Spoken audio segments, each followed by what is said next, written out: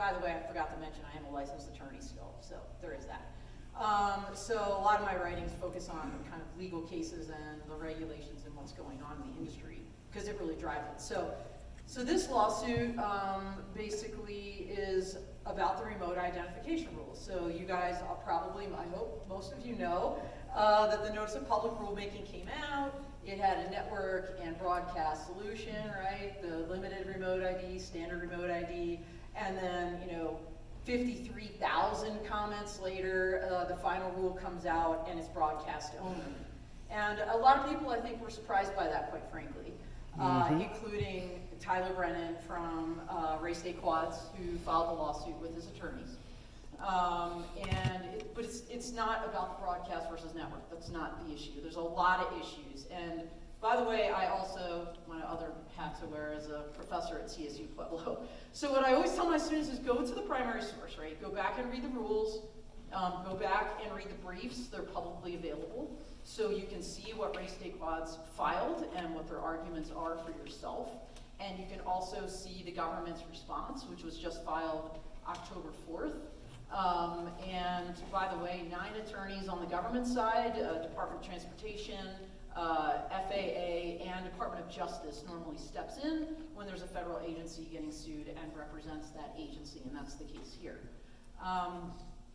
3 attorneys on the CCUAS side, 2 women actually, Elizabeth Candelario and Kathy Yotis, and Jonathan Ruprecht. You may know Jonathan. He actually prevailed against the FAA in a previous case, the Taylor v. Huerta case about the registration rule for the recreational community.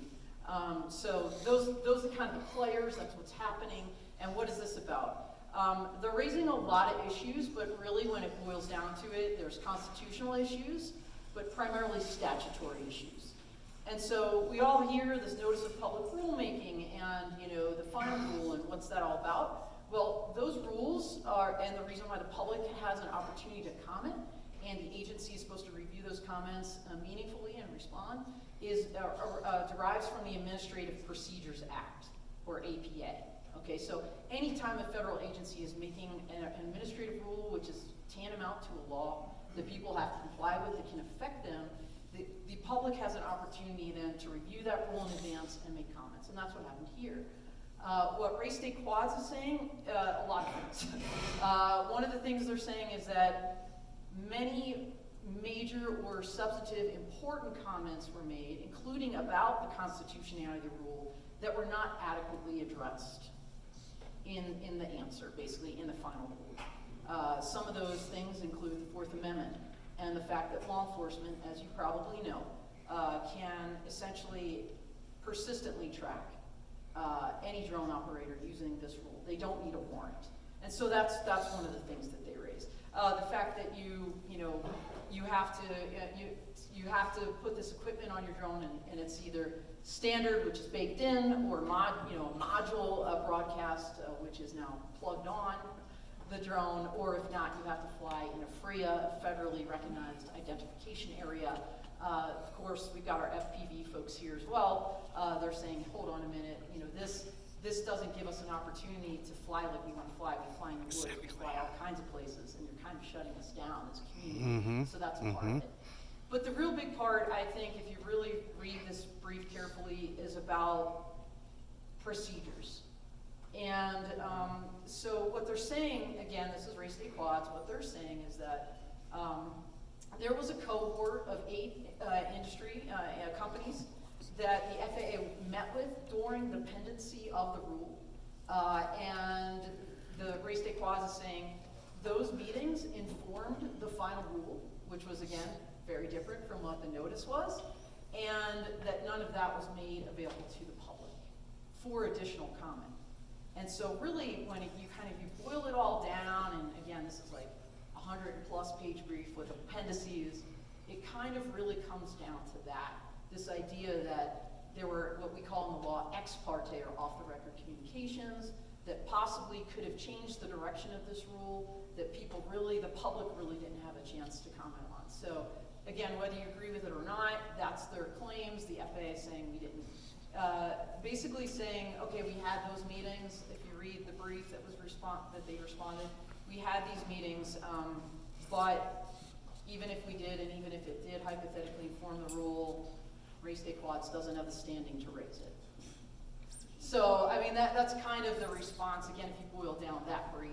AUVSI, the Association of Unmanned Vehicle Systems International, just filed what they call an amicus curiae brief. That's a friend of the court brief. They needed special permission to actually file that brief because both sides have to consent. In this case, race day quads did not consent. They got permission of the court to file that brief. That just dropped literally this week. I haven't fully read it all because I was in North Dakota, not here. But I read about half of it, which was, the rule's important. And then the rest of the brief kind of gets real deep into, I'd say, Fourth Amendment jurisprudence, which again, I haven't peeled back deeply, but it's gonna be interesting. So what's the next step? The next step is December 15th. Keep your eyes peeled. I don't know if it'll be online, but there will be what they call oral arguments at the district court in DC. So both sides will get to argue their case in front of the judges, and it will be a panel of appellate judges, and then that decision should come out. Why is it a big deal? Why do you care? Because it could literally blow up the rule. Like, it could go away. It could be a redo. Yes, and we know how long this took. What did it take, 2.5 years? 2.5 years. Now, this won't take 2.5, I think, if it gets blown up, because the guts are there, all that work's been done. Usually it's like a 60 or 90-day window for public comment, and then they have to review those comments again. Of course, if they get another 53K or greater, that could take a while to sort through.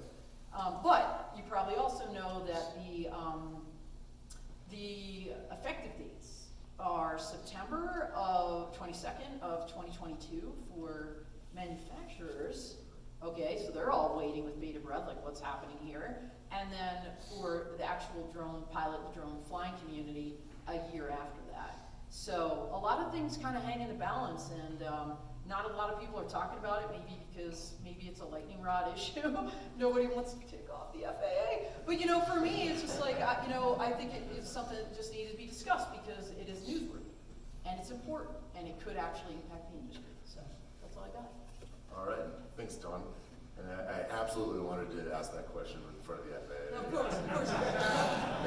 He told me this morning, he's like, I want this to be like Jerry Springer, And I'm like, all right, yeah. We'll start hitting each other. It'll be awesome. Jerry. Wait till you hear the rest of my question. So, all right, moving on. And we are going to switch gears. Mike, this question's for you. As most of you probably recall, in late 2019, early 2020, there was a big issue with drone swarms in eastern Colorado. FAA eventually got involved. Mike, I believe you had some personal involvement in that through the LEAP program. So the question I wanted to ask is, was it really aliens? But Yeah. beyond the other question that I should ask is, could you talk a little bit about any lessons that were learned from that experience dealing with local law enforcement that seemed like a real world example of sort of what your job is all about? Yeah, absolutely. It's an excellent question. I'd really like to go into detail about because it really isn't, there's no there, basically. So it was a great example of how the law enforcement community came together and actually collaborated and tried to work towards a solution where there was no solution to it. The initial, and what was determined from it all, was the initial reports were correlated to the launch of the Starlink satellites. Everybody familiar with Starlink? The Elon Musk SpaceX internet coverage for the world, basically. And so it was correlated with the launch and the path in which the satellites came in the vicinity of this area. And it just morphed from there. And I can truly say that I actually, one night, I was out in Fort Morgan, I looked out my hotel room, and it was about 10:30, 11 o'clock at night, and I said, oh my gosh, am I drinking the Kool-Aid now? Am I seeing what I think I'm seeing? So, I throw on a coat and run outside in my shorts and realize it's 28 degrees outside, so ran back in and put on a pair of pants and ran back outside, and I'm looking at this thing, and it's this bright orb in the sky with a bunch of, and it looked to me, because it was a clear winter night, and whether it was a temperature inversion, I don't know, I'm not a scientist, I can't attest to it, but around this orb were a bunch of lights that were flickering around it, and I'm thinking to myself, oh my goodness, this thing is real. I've been laughing at people, but this thing is real. So I started thinking about it. I called my FBI buddy up in Nebraska, and he was covering the Nebraska piece, and I was like, are you seeing what I'm seeing? He's like, dude, I was just about to call. And he says, can you believe? And I was like, no, I can't believe this. Something isn't right. So to make a long story short, I pulled out my cell phone and I got Star Walk, and I wanted to say, is it a planet? Well, what is it I was seeing? It was a satellite. And the moon illumination was almost at a full moon. And because the moon was so bright and it was so cold and things like that, just the light refraction off of it made this thing sparkle. And it wasn't moving, because the reports were, it's staying there for an hour and a half, and they're returning to the mothership, and I'm thinking, like, oh my gosh. And I was seeing this for myself. But I attributed it, once I looked at the star walk and everything else like that, that it was a satellite. And it was like the light refracting off of it. So, but leading up to that point, we were getting all kinds of reports. And it was great that the public was involved and the public was reporting, and what was it, Fox fact finders, or they were going to get to the bottom of it, and it gets out on the news, and the more people start reporting, we started getting reports, people sending pictures. I'm blowing up the pictures and looking at them, and it's a 757 going from Chicago to Los Angeles at 35,000 feet. And so those started being the reporting that we were getting. State of Colorado and the kayak, they got involved. Colorado State Patrol, they actually were putting planes up to try and figure out what was going on. So that was one of the great pieces about it all, that the whole law enforcement community got together to try and figure this whole piece out. But in the end, there was nothing really definitive that was discovered from it, except for it could have been the initial Starlink launch, followed by just reporting that just putting the pieces together. A lot of the reporting were just aircraft, whether it was a Flight for Life helicopter, or a Cessna 320, or a Boeing 757. The neat thing about it, and you talked about aliens, so a young deputy, he's chasing the ghost, so to speak, and they're running through a field, an agricultural field, and they stumble across this gelatinous goo type thing, several of them. Oh, what the heck is this? Well, they picked it up, bagged it, and brought it, and then it ended up going to the FBI lab. The FBI lab's looking at it, and they're like, oh my goodness, what is this, and this, that, and the other thing. So we decided, let's go out and let's talk to the farmers and see what it is. And it turned out to be what's called soil PAM. Yep. And it's a log that hangs on the irrigation machines, the big irrigation machines, that it drops every so often to fill the ruts. And it solidifies so that the tires aren't digging these big ruts. But for about a week, we had aliens. We had some alien material. So until the crack stab at the FBI lab came back and said, yep, what the farmer was telling you is correct. It's called soil PAM. So long story, long way around, but there was no there. Sounds just like a story you would tell us right after you put on dark sunglasses and flash. It was light refracting from Venus. That comes later.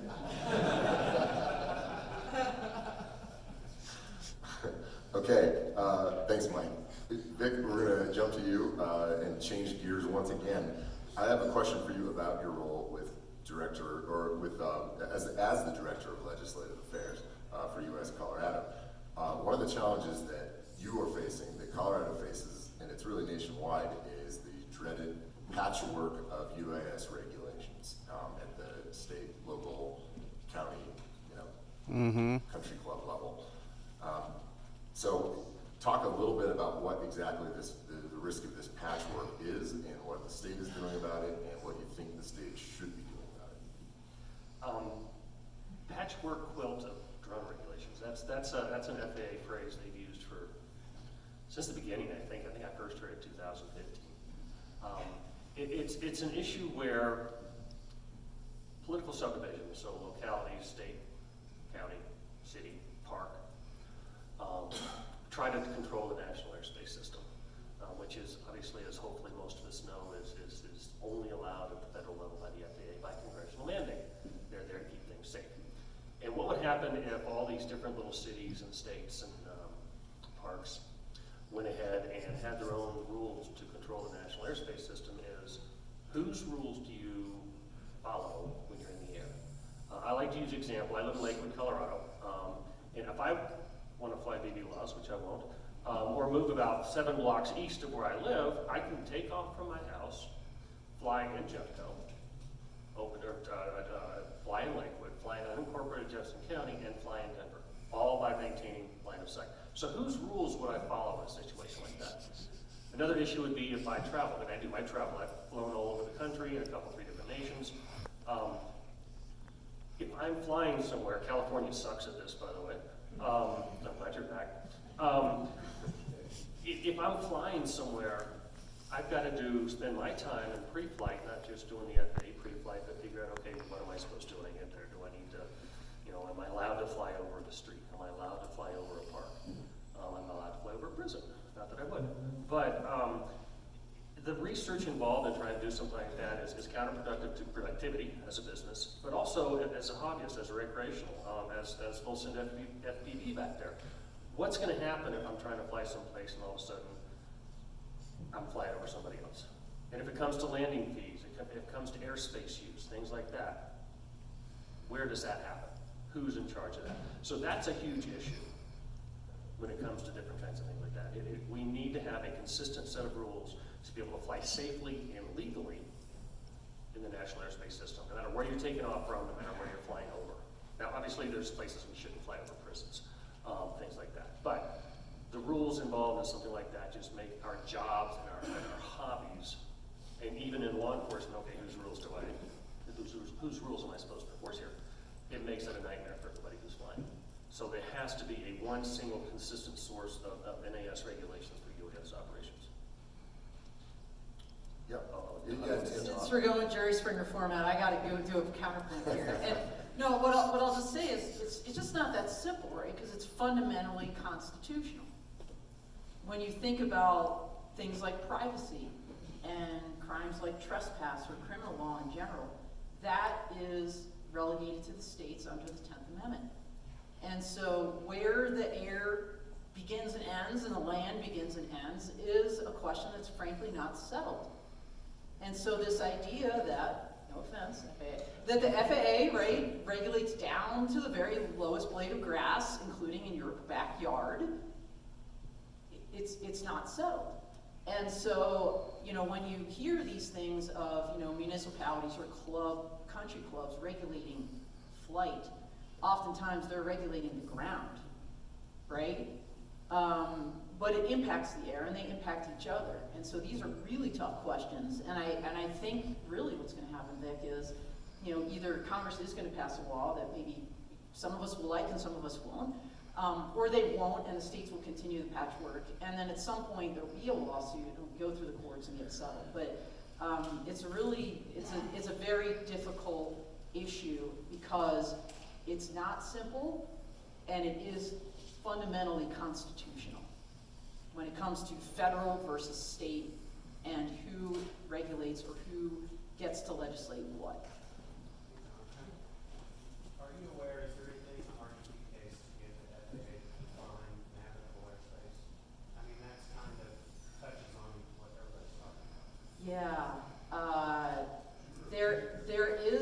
There's a flavor of it in there. I don't know that they're going to get to the core of that issue. Oh, I'm sorry. Okay, so the question was, is there something in the Race State Quads lawsuit that will get to this idea of navigable airspace, national airspace system, which, by the way, is not defined anywhere in the law. So there is a little bit of a flavor in that lawsuit where it does come up, but it's not one of the core issues that I don't think a court is going to decide on it.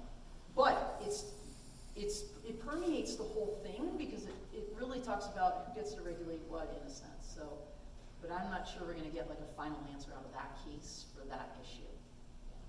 Great question. Yeah, I think you're right in that and you and I agree on this. Don and I don't agree on everything, Shock. But in this case, yeah, absolutely. When you've got a ground use issue, absolutely state, local, whatever, that's their control.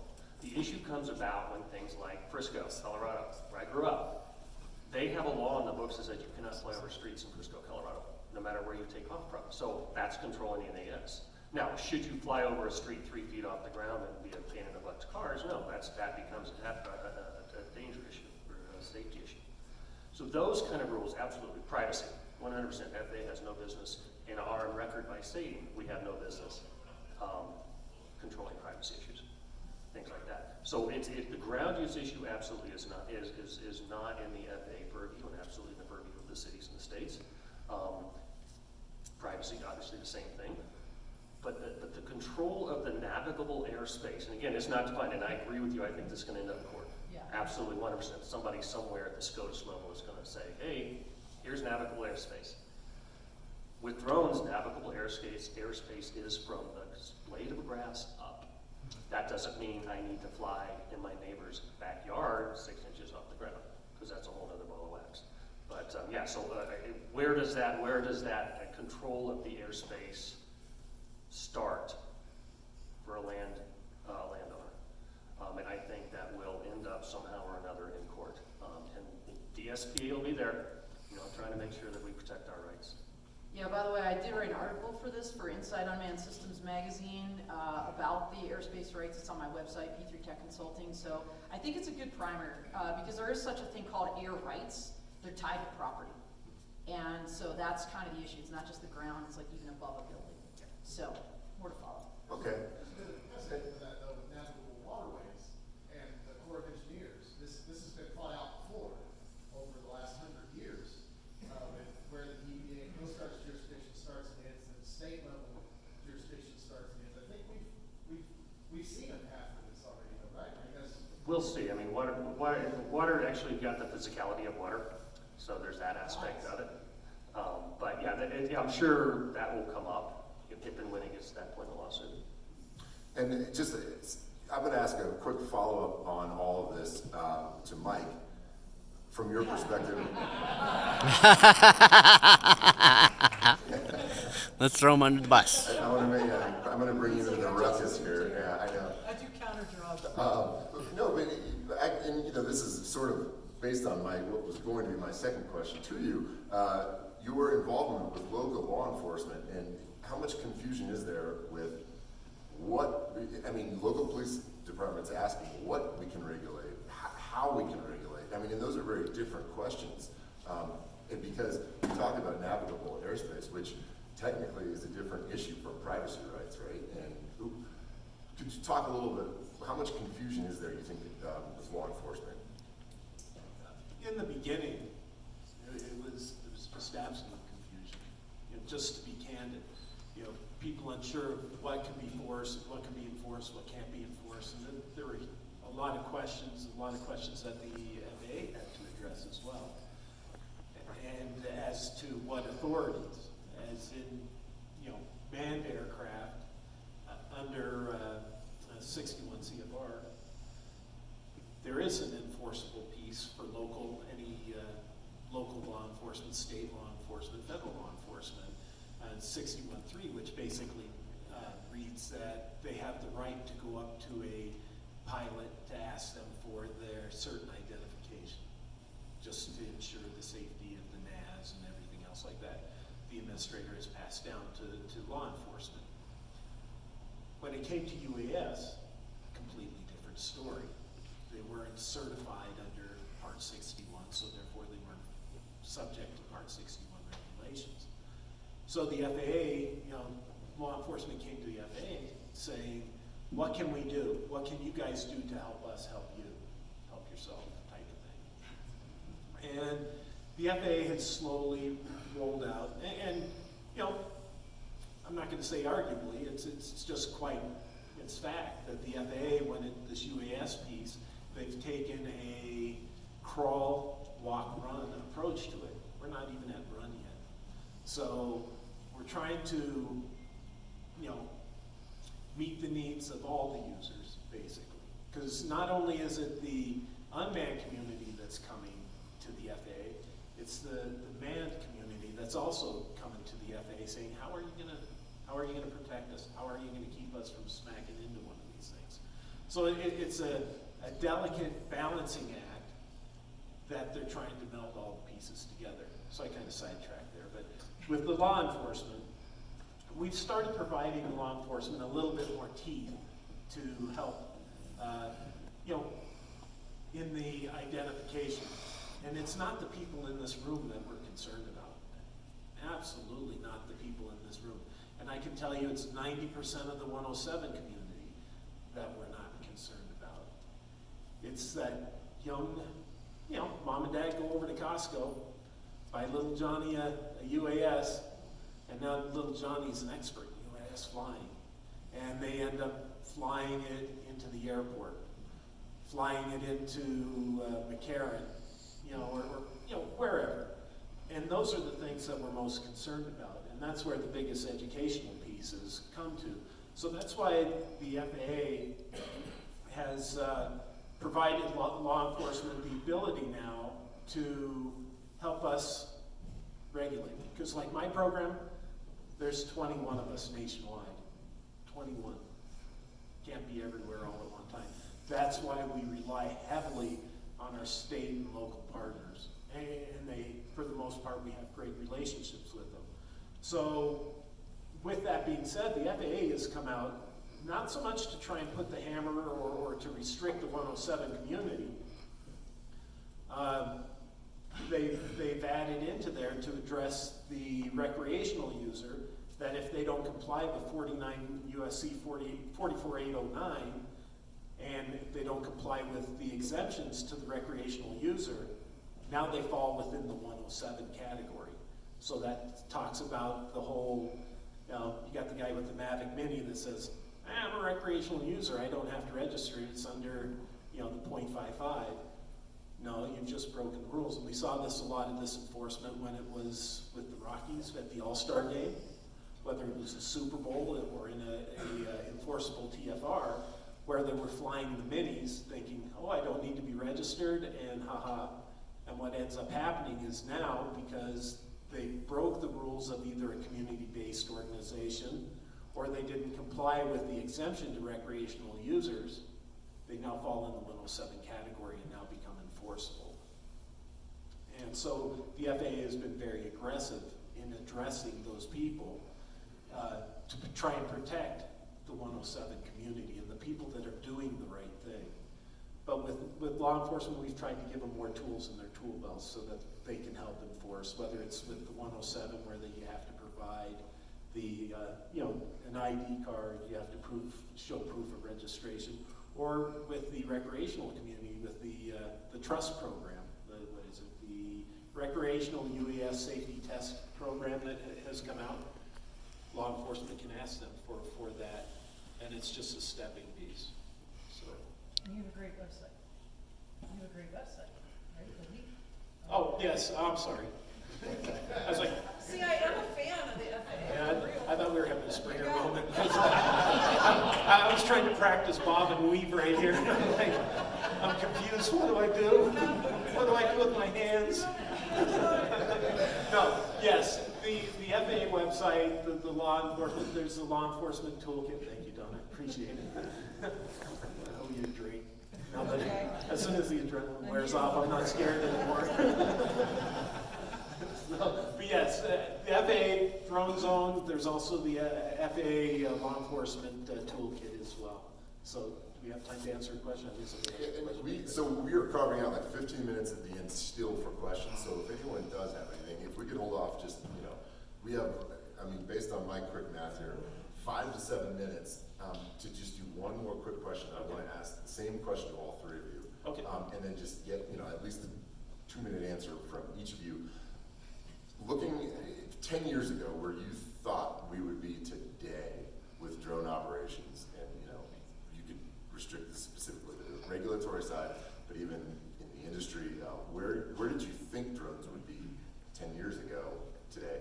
And if you can fit it into your 2 minutes, now realistically, where do you think they'll be in 10 years? Speaking from my standpoint, 10 years ago, UAS weren't on my radar. Straight, honestly. I was chasing people flying airplanes low over the border and helping put drugs on the money on the table. That's what I was doing 10 years ago. About 5 years ago, 6 years ago is when I really got in tune with the UAS. And unfairly, I'll say this, I really wanted to get one. I thought this is the coolest thing ever. But then I started dealing with them so much on the negative aspect. I took the money I was saving and bought a Traeger grill. And so, but with that being said, I think that they're fantastic, that they offer a lot of flexibility, and they're a great alternative to fixed wing helicopter stuff. And I encourage, when I talk to departments, I talk to them about, building their own programs. I think they're an excellent tool. And going forward, it's hard for me to think about tomorrow. I'm an in the moment kind of guy, but it's limitless as far as what directions these can go.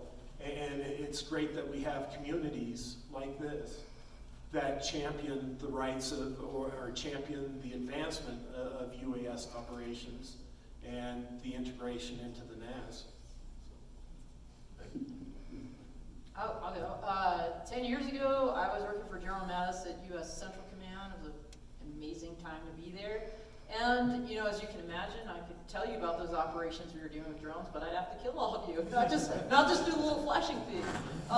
So I'm not going to talk about those, but, even back then, I realized, being like the one airman, right, in the joint office there in the legal office at CENTCOM, so of course everything in the air was mine to give advice on. I realized, this isn't just, a targeting platform, a surveillance platform, so many great uses, and I knew that would be the case. And my next assignment was at Air Combat Command, and we were looking at the domestic, the birds were coming home from Iraq, and what are the rules in the domestic airspace, even for military drones, and that's where I got involved really deeply into what is the law and policy and regulation, what should it be. And right around then was all those drone laws started popping up on the books. The one Vic's talking about, these patchwork laws started popping up around 2013, and I just dug deep into them. And I realized a lot of those laws are a stumbling block. A lot of those laws, especially when it hamstrings law enforcement, just because they're using a drone, as opposed to some other piece of technology. They have to get special approvals, or they're not allowed to use certain things. So I knew the value of it. I already saw the law and policy starting to go in a negative direction right up front, at least domestically, and I'm seeing some great positive movement. Give props to the FAA. They did come out with the remote ID rule. They did come out with ops over people. And now there's a beyond visual line of sight ARC happening. And so these are all exciting times. So if you're going to ask me, which you didn't, but I'm just going to answer the question I wanted you to ask me, which is where we're going to be in 10 years from now. Talk about the sky's the limit. And it's not just going to be small drones. It's going to be advanced air mobility. It's going to be those passenger, those taxis, those air taxis that are going to take us out here so I don't have to drive 2 hours from Colorado Springs. So I know it's going to be amazing, and I can't wait. I'm so glad to be a part of it, honestly.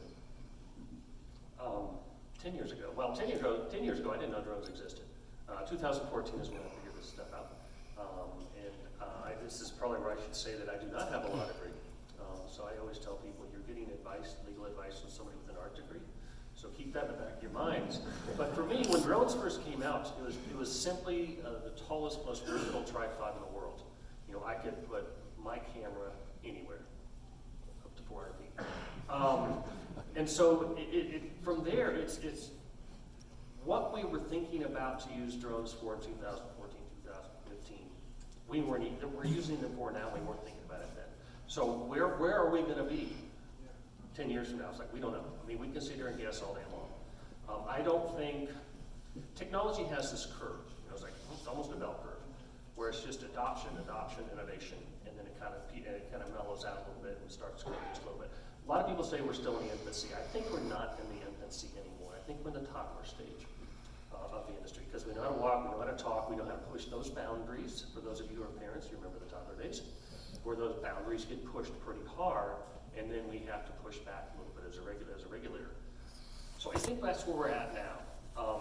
And 10 years from now, once we have BVLOS, so once the ARC has got its stuff done, once we have more advanced operations over people, I think that's going to kind of make the curve go back up again a little bit, because I think that's the innovation we're waiting for. That's the regulatory easement that we're waiting for, that all these companies are chomping at the bit to say, okay, now we can fly those extended missions. So once that happens, we'll see the jump again. But I think as far as different aspects of drone use, I think we're still going to go, why didn't we use drones for that? But for the vast majority of things, I think we're there. And I think it's just a matter of regulations catching up and technology catching up. This technology is not quite where the human mind is as far as thinking into the future, but we're close. All right, I'm gonna open up the questions, so go ahead. We've got a question in the back, I believe. Oh, it's from Dave. This can't be good. So, Oh, oh, okay. yeah, I need a microphone. I got a microphone back here. Going back to the previous discussion, critical infrastructure is still one of those areas that's like not defined. Well, it is defined, but then, you know, fixing those discussions, we go back and forth like, hey, you know, can I take fly over a dam or, you know, or not? So can we kind of bring back that piece of what is critical infrastructure, what isn't, you know, because you're right. Forest Service land or the National Park Service, you need to have a permit before, because you're launching from the land, but once, you know, if you're not launching from one of those controlled spaces, but flying over critical infrastructure, and I get the whole prison thing, so we'll just not talk about that, but other infrastructure or in the conversation. Yeah, so there's a difference between critical infrastructure and federal lands, and the lands you were talking about, they definitely don't fall under critical infrastructure. So the federal government has defined critical infrastructure through the Department of Homeland Security, CISA, or the Cybersecurity Information Security Agency, and there's 16 sectors. Now, you know, what are the rules within those sectors? It gets really interesting because 90% of critical infrastructure is actually owned by the private sector, private industry. So some of the rules you're talking about, you know, flying from forest lands, that's going to be DOI, or you know, that's a federal agency, that's outside of the critical infrastructure realm. If you're talking about flying around, let's just say cell phone towers. Cell towers. Let's say it's going to depend on the state law, probably, and Texas has a bad one, right? If I recall, very bad. Texas, very bad critical infrastructure law for Florida does, drone too. pilot in Florida. But generally speaking, a lot of those companies, and by the way, there's another conference coming out called the Energy Drone and Robotics Coalition. It's going to be in Houston in a week from now, which I'm going to. A lot of those companies have their own drone programs, and they routinely hire drone pilots to do inspections of those of critical infrastructure. So, you know, that's kind of the landscape right now when it comes to regulations of it, and it is complex. There's a process for people to, private organizations, to get their stuff classified as CI. It's not ready yet. It came out in 2018, I think so. 229, I believe. Came out of 2018 FAA Reauthorization Act. They had 180 days to set it up. So it's not ready yet, but it is going to be a process in which refineries and things like that can then go ahead and add themselves to the list, which does exist. DHS does have a list. If it's on the ArcGIS, the Visualize It FAA site, it's all the red stuff. That's currently this critical infrastructure. The issue that gets raised a lot with critical infrastructure is people are self-designating themselves as critical infrastructure. Case in point, I talked with Mike about this. I was flying the Water Sanitation District in Commerce City, and one of the things I had to fly over was Suncor Refinery to get the shot I needed. Well, they got all upset, sorry, about me flying over their property. They called the wastewater security came over and got mad at me and my VO and said, you can't fly, that's critical infrastructure, blah, blah, blah, the FAA's gonna arrest, or the FBI's gonna arrest you. I happen to know the FBI agent in Denver, who does this type of stuff. So I said, well, would you like to use your phone or my phone in calling? So the problem is that the critical infrastructure aspect of it is not so set yet that people can actually do it and they're self-diagnosing. Or self-diagnosing? Self-designating. Well, maybe they're self-diagnosing too, I don't know. But they're self-designating themselves, and so that causes problems. But once that's set, and 2209? It's 2209. 2209 is solidified, and I don't even know where it is at. I think it's kind of off in Netherlands at the point. The FAA doesn't have resources to set Gee, it up. really? FAA doesn't have resources? Amazing. COVID. Don't blame it on COVID. So once that's set, I think a lot of this stuff will be fixed. But it's a great question. And now I'm scared Dave's going to ask his question. So I think my question is pretty simple. It kind of goes back to what you were talking about with trust in 107. I do have my trust certification, but from what I understand, there's no actual database saying that I am trust certified. There's no way an officer or anybody can verify that I'm trust certified. So that's part one of my question. The second part would be is, can the FAA, I think, solve a lot of the recreational issues by requiring drone pilots to be 107 certified? Okay, I quite didn't hear the second part, but let's do the first, your first part as well. So there is a database. Due to PII concerns and issues, that database is held, and the LEAP program has access to that. So if law enforcement needs or needs to know or wants to inquire, they can come through their LEAP agent, and we can provide that information.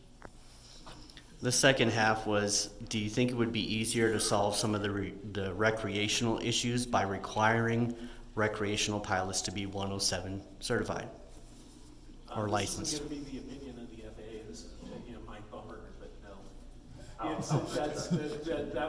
That trying to get a recreational user to become a 107, and quite honestly, the 107 and getting your RPC, there's a lot of knowledge, and that you put a lot of work into that. And so it goes back to what I was talking about, mom and dad going to Costco and getting that Mavic and giving it to Johnny. I can guarantee you there are very few, under 18-year-olds, that have the ambition to really follow through with getting that 107 certification. There is a great deal of knowledge that's required. It's almost comparable to your fixed wing ground school. So I think that just complicates the matter. And I don't know, has anybody here done the trust test? Yeah, so, when it first went live, I got on there and I looked at it, and again, Mike Bumberger's opinion, not FAA. And I took the test, and I wanted to hit myself in the head with a ball peen hammer. Because I thought we could get a little bit more, we could, yes, I thought about it. So anyhow, to be very honest, there were some questions, or there are questions, a little bit more in-depth questions that could be added to that test, and which recommendations have been made to be added to that test to try and get the recreational user a little bit more educated on the operations of it. Like I said, you just take it out. They're so good now. You take it out of the box and you become an expert almost immediately. that's the scary part is the recreational folks. So. Back to the trust real quick. Yeah, like Mike was saying, the database is kept, but it's like behind all these doors, like, you know, they get smart from the entrance of all these doors close behind you. So that's why you have to carry it with you. And you can't go back to where you took it, which, by the way, since Pilot Institute is a sponsor here, trust.pilotinstitute.com is where you really should go. Greg's done a wonderful job on this. But they cannot keep that information. I think it's 24 hours, it has to be wiped from the, I can't remember exactly what it is. So you have to take it again. And as far as why it's as short as it is, I guess, many of you know Kevin Morris. He was very instrumental in setting up the trust test. And when they first sat down and said, okay, this is what we need to teach, this is what we're going to do, they sat down, it was a 2-hour test. And they said, okay, no one's going to take this. So there's that fine line between, okay, we need to make it fun, we need to make it easy, but we still need to make it knowledgeable, and people are going to learn stuff from it. And I kind of agree that they maybe went just too far one way. There could definitely be some more information in it, but it is a fluid thing. You only have to take it once unless you lose your card, then you have to take it again. So going forward, I think there will be things added to it, and I think that input is phenomenal. Can I just add one more thing, Dave? You know, look, you don't need to be a drone pro to go on FAA safety team, FAAST.gov, to that website, create a free account, tons of free education on there, and also to be kind of that voice out there encouraging other people to take those courses. You know, Dave Krause from Influential Drones is one of the lead industry reps for the FAA safety team. He's put him and Greg Reverdo from the Pilot Institute that have sponsored this event. You know, they're putting out some great content that's free and that anybody can take. So definitely encourage people to continue their education and keep learning on their own. Yeah, and it's actually FAAsafety.gov. Oh, So FAAsafety.gov. Yeah. And it's a garbage website. Just FYI, it is. And the FAA's told me that. Notice he said that, Mike, not me. It's not a great website, and it's one of those things on the list of stuff that they're going to fix. But every time stuff's always added to the top of it. But it's a great. You go in there and there's a search box. You hit drone, and it comes with all kinds of fun stuff that will teach you how to fly drones. It's a great website if you don't have to navigate it. Navigation is garbage. I'm going to put it that way. So the website is great. The navigation needs work. Yeah, I think there was another question. Go ahead. It's tacking on to his kind of this 107 question here. As a 107 educator, one of our common problems we see is commercial pilots that get their 107 rating and they have no physical skill set, check ride, or training associated to it. It's just purely knowledge based. They have no idea how to fly the drone. My question is the FAA as a community, anybody looking at instituting some sort of drone check ride, similar to airman certification standards from the FAA, to ensure that our commercial pilots that are flying drones have the skill set before we certify them? That is a really excellent question, and to one I don't have an answer, but I can tell you that the FAA does not have the resources. When you look at the number of people that are putting in for the 107 certificates, or even the people that are purchasing this, I'm not aware of any program or any discussion for a check ride. But if you want to get back with me later, that's certainly a question I can bring back and I can ask and try to get an answer, and I could actually distribute the answer to the group here. But no, I'm not aware of any program.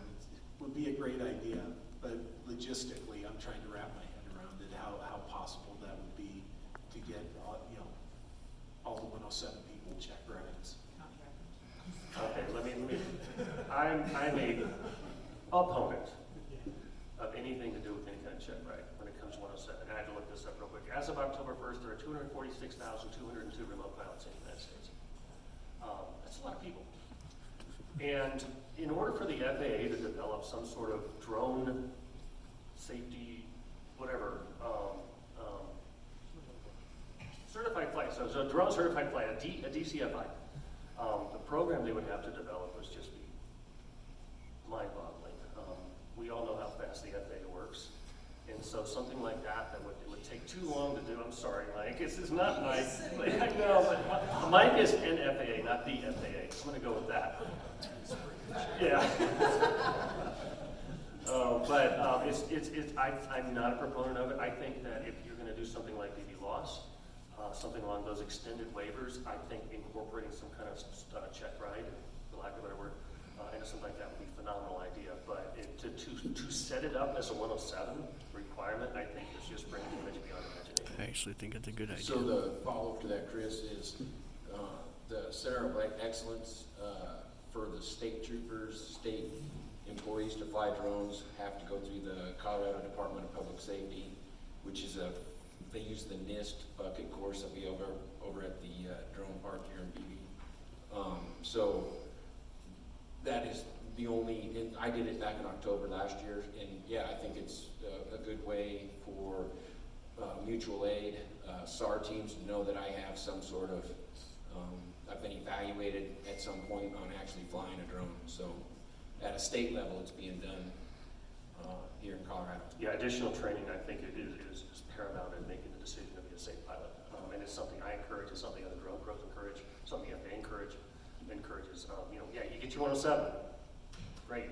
Now learn how to fly, learn how to do it safely in some place like Greg or something like that. It's just going to be the way to do it. And the other issue with setting up a check ride type system is you've got to have the 4809 or the 107 regulations. So if you're flying to get your 107, you're no longer flying under recreation. So now you're going to have a student remote pilot certificate developed. So there's some regulatory issues that have to be overcome as well, as opposed to, or in addition to getting the whole system of a drone certified flight instructor system set up. So too much brain damage. All right, and I think we are actually running. Oh, there's my handy alarm. We can do one more question if it's pretty quick answer. So, all right. Is there one more? All right. Okay, Mike, put you on the spot now. You said with the mystery drones there was nothing out there. And I'm going to disagree with you because I went out there multiple times to eastern Colorado. But the problem was misidentification. And we would be sitting there with the residents of the area and they'd be like, look, there's one right there. It's like, you know there's an airport right there, right? Or someone would be, but there's no aircraft in the sky that has red lights on one side and green on the other. It's like, well, they all do. Like, what are you talking about? Like, that's a thing. So over and over and over again, we were able to identify every single thing that people out there were seeing in real time with different apps so we could see what was going on. And maybe it was like the first time any of those people out there had ever looked up. And it was just massive misidentification of things. So I would say there was a lot of things going on, but it wasn't the boogeyman from outer space. That's an excellent analogy, and I appreciate that. Absolutely. A lot of people put in a lot of hard work trying to identify what was going on. And there were some drones that were identified. And Probably yours. just to keep it in the Reader's Digest version, that there were some drones that were, most of them were just innocent. There were a couple of people out there that thought that it would just be funny to do it. And there were a couple of groups of teenagers where 8 or 10 of them got together and thought it'd be funny to fly around people's farms and stuff like that. But without getting into the details of it all, there was a lot of hard work of identifying all that stuff, and I appreciate you for There was one. We were out on an airport and something was going overhead. We started opening up all the apps to see what it was, and all the power went out. Well, it turns out that's when the lights go out. But it did freak us out for a second. And then the cow got sucked up. Yeah. No flying cows, none of that. But yeah, the misidentification out there from the general public was the biggest problem that I saw. And I'm glad we got to bring it back to the aliens and wrap this up full circle again. So thank you for that. For the three of you, thank you so much. It was awesome to have this much